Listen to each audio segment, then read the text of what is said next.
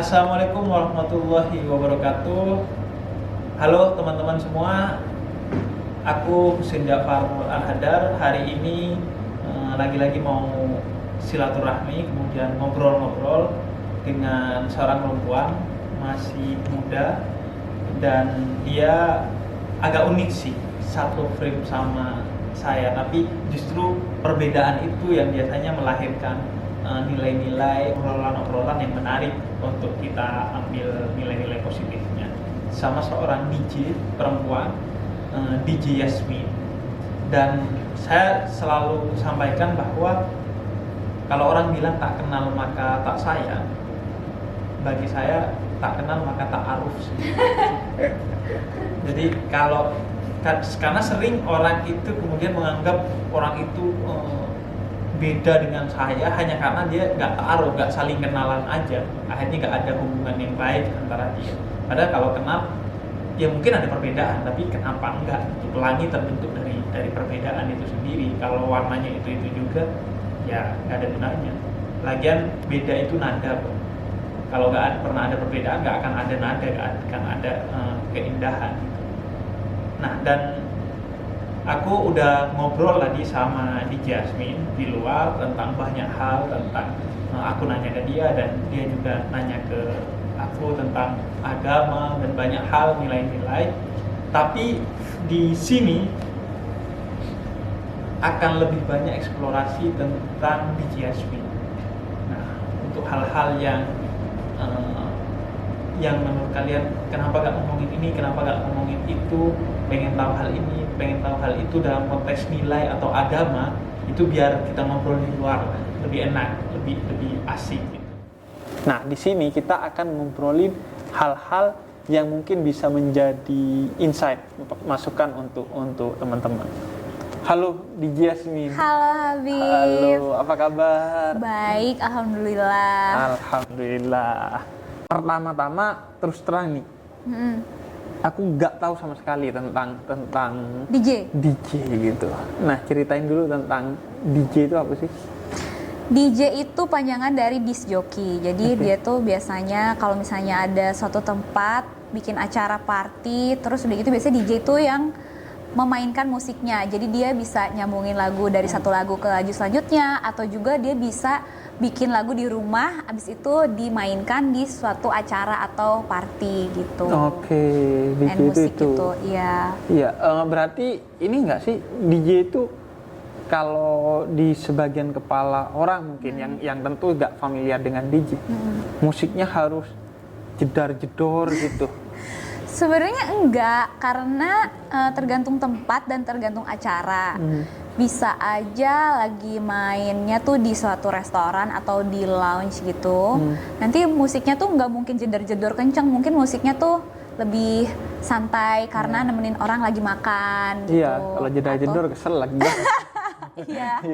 Atau enggak kayak misalnya main di acara pentas seni SMA, nanti main lagu-lagunya yang anak-anak SMA-nya tahu, atau misalnya acara wedding. Waktu itu aku pernah acara wedding nih. Jadi pas waktu pengantinnya masuk, akhirnya aku mainin lagu orkestra gitu loh.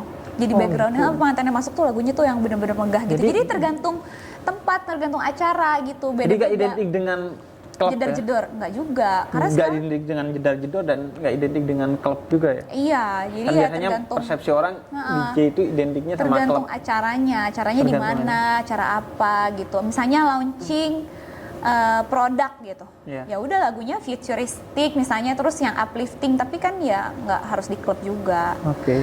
Acara lari pagi dan misalnya. Lari pagi. Dan itu umum ya? Iya, umumnya umum. begitu. Takutnya diundang buat acara lari pagi. Apa maksud Anda gitu? Enggak. Saya biasanya di klub gitu. Enggak ya? Memang enggak sama sekali enggak ada identik antara DJ dan klub. Bisa di mana aja. Iya, bisa di mana aja. Bisa di mana aja. Terus pertama kali jadi DJ itu tahun berapa? Tahun 2007, 2008. Itu udah pro? Itu aku belum, maksudnya 2007 aku masih belajar, masih baru bisa. Terus udah gitu mainnya tuh di acara private party, teman-teman yang gak ada orang lain, cuma kita doang lagi ngumpul, ada alat DJ. Terus udah gitu lagi ngumpul-ngumpul aja, terus aku nge-DJ gitu. Akhirnya aku ketemu sama salah satu manajer DJ, terus dia bilang, kamu mainnya bagus ya gitu, kamu mau nggak sama aku diorbitin main di acara klub gimana. Terus udah gitu misalnya menghasilkan juga loh, bisa dapet fee-nya juga, mau nggak. Terus aku pikir kayak awalnya aku kan cuma iseng doang kan. Terus ya udah akhirnya boleh deh gitu, akhirnya keterusan sampai sekarang. Gitu. Belajarnya dari mana? Belajarnya dari sahabat aku. Jadi dulu aku waktu pas kuliah di Bandung, aku punya sahabat, kan pasti teman-teman kita tuh komunitasnya tuh ya anak-anak yang suka cinta musik elektronik, dance music gitu kan.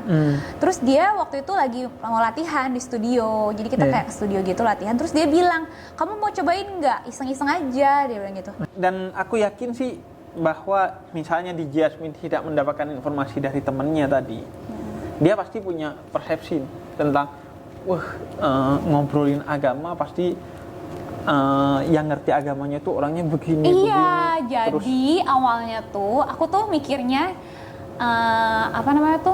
mau diundang sama ustadz gitu kan.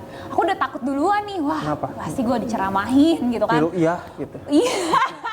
Rukiah atau enggak pasti dijudge apa gimana gitu kan. Aku takut karena aku juga sadar sama kesalahan aku gitu loh, sama apa yang aku lakuin juga pasti banyak banget salahnya, dan insya Allah mudah-mudahan nanti bisa dibenerin dan aku bisa dapat pekerjaan atau wirausaha yang lebih bener lah gitu kan. Atau mungkin bahasanya ini sih perbedaan lah antara kita gitu loh, kayak ranahnya tuh beda gitu kan. Aku udah takut duluan karena image-nya kan udah kayak sama ya, kayak Ustadz lihat aku DJ gimana gitu, ternyata pas ketemu beda. Makanya ya, di awal aku bilang kan ta'aruf tuh penting banget. Aku tuh baru tahu kalau ta'aruf itu cuma apa tuh artinya? Aku saling mengenal gitu kan ya? Iya, enggak. Ternyata ta'aruf itu artinya iya saling mengenal. Gila, ini aja aku nggak tahu loh pengetahuan itu. Oh gitu. Ya, artinya saling mengenal itu penting gitu, agar apapun yang kemudian kita dapatkan, tapi memang betul-betul hasil kita tahu sendiri dari orang, bukan dari katanya. Tapi tadi yang di Jasmine bilang bahwa sudah punya ketakutan itu dengan tokoh agama lah katakanlah mungkin. Padahal sejak awal Nabi itu berpesan kepada salah seorang sahabatnya, Mu'ad bin Jabal, itu sebarkanlah Islam dengan kegembiraan. Kemudian yang kedua, permudah jangan persulit. Jadi orang biarin pelan-pelan gitu mengenal Islam, jangan jebret langsung disuruh begini, disuruh begitu gitu, pelan-pelan aja. Dan yang ketiga juga yang paling penting menurut aku, jangan menghakimi deh. Iya benar. Kita kayaknya nggak butuh deh dihakimi, butuhnya adalah diajak ngobrol dengan enak gitu, dengan santai kayak gini gitu. Dan nggak usah punya target apapun gitu, perkara pelajaran yang aku dapat di Jasmine dari tadi itu akan jadi prinsip aku kemudian hari, ataupun sebaliknya apa yang aku kasih ke Jasmine akan Jasmine ambil, itu urusan dia sendiri. Dan aku ataupun Jasmine nggak bisa saling memaksakan. Baru tahu sih bahwa tidak identik dengan jedar-jedor, tidak identik dengan klub. Kalau soal identik dengan kalau di klub dan jedar-jedor ya nggak usah kita bahas lah. Kalau dalam perspektif agama mungkin teman-teman sudah tahu lah. Tapi kita kan mau ngomongin apa sih yang bisa kita gali gitu. Karena mungkin tentang di Jasmine dan kedijiannya sudah banyak dieksplor gitu. Tapi hal-hal yang lebih dalam lagi kita coba obrolin. Ketika buat kita pribadi gampang gitu masuk ke dunia musik atau bahkan DJ atau apapun lah. Tapi kan biasanya keluarga itu punya nilai-nilai tradisional yang biasanya akhirnya agak berat biasanya izinnya ke keluarga. Nah, aku kaitannya sama DJ ini gimana? Apalagi aku keluarga Arab gitu ya. Nah, makanya. Jadi awalnya tuh maksudnya papa sama mama aku tuh masih nggak ngerti dulu tuh kayak DJ tuh apa sih, ngapain gimana gitu kan. Cuman akhirnya aku ngasih lihat kalau misalnya ya maksudnya aku kasih lihat yang positif aja gitu. Kayak misalnya contoh nih, aku kan nggak merokok, aku juga nggak terlalu minum alkohol. Aku pernah nyobain alkohol, cuman aku nggak minum gitu. Sekarang atau ya udah nggak minum lah. Jadi mamaku sama papaku tuh tahu kayak aku nge-DJ itu karena aku cinta sama musiknya dan aku suka. Pokoknya aku kasih pengertian lah gitu.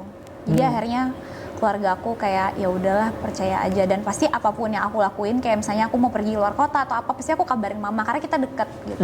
Artinya nggak identik bahwa orang kalau nge-DJ itu pasti udah berandakan gitu. Iya, nggak juga sih. Rokok Iya, tadi. aku nggak ngerokok, nggak Kan minum itu alkohol. seolah-olah sesuatu yang identik dengan DJ kan. Iya. Ngerokok, alkohol, karena mereka di klub ya. Iya, terus aku olahraga juga, aku suka Olahraga yoga, juga. Suka gitu. yoga. Suka pilates. Ya, jadi mungkin seseorang itu punya satu nilai dalam satu hal, tapi dia punya nilai yang berbeda dalam hal lain gitu. Misalnya aku sama DJ Yasmin, pasti soal DJ gitu, pasti posisi kita berbeda gitu. Tapi dalam hal lain, misalnya soal gaya hidup tidak merokok, itu sama-sama tidak merokok dan lain sebagainya. DJ tidak merokok dan tidak minum alkohol gitu. Karena yang pertama aku tuh mencoba untuk selalu jaga kondisi aku. Jadi aku tuh pasti mikirin kesehatan kan. Jadi maksudnya kalau misalnya aku tahu hal-hal yang bikin kesehatan aku jadi nggak baik, ya ngerokok kan bisa bikin paru-paru. Terus kayak alkohol juga kan nggak baik gitu. Maksudnya buat kesehatan aku, buat kulit, buat semuanya, dan juga emang dilarang juga kan sama diharamkan agama. dalam Gitu. agama. Ya manusia itu mulia karena akalnya malah dihilangin dengan mabuk kan. Itu sih kalau poin dalam agama. Banyak DJ luar yang bagus-bagus kayak Armin van Buuren, terus kayak Calvin Harris. Mereka tuh kalau nge-DJ tuh kalau nggak salah setahu aku mereka nggak minum alkohol juga. Nggak minum alkohol. Malah stoknya tuh di belakang DJ tuh pisang gitu, makanan yang sehat gitu. Riders aku juga. Iya, Pasti jadi kayak artinya tidak selalu kalau orang nge-DJ pasti kehidupannya pasti buruk dan lain sebagainya. Enggak, kalaupun misalnya saya gitu punya positioning berbeda soal DJ, tapi banyak hal-hal menarik, hal-hal positif yang bisa ada titik temunya lah antara aku sama DJ Yasmin misalnya. Kamu udah sebut DJ luar tuh. Nah, kita bahas itu nanti deh. Sip. Menarik ya. Oke, lanjut di segmen selanjutnya teman-teman bersama DJ Yasmin. Semoga aja abis ini aku bisa punya bisnis yang sukses. Jadi aku bisa membiayai keluarga aku dengan bisnis lain mungkin ya. Iya dong. Amin ya Allah, semoga gitu. Cuma kan belum dikasih jalannya. Nanti insya Allah pasti aku juga berusaha untuk menuju ke sana gitu.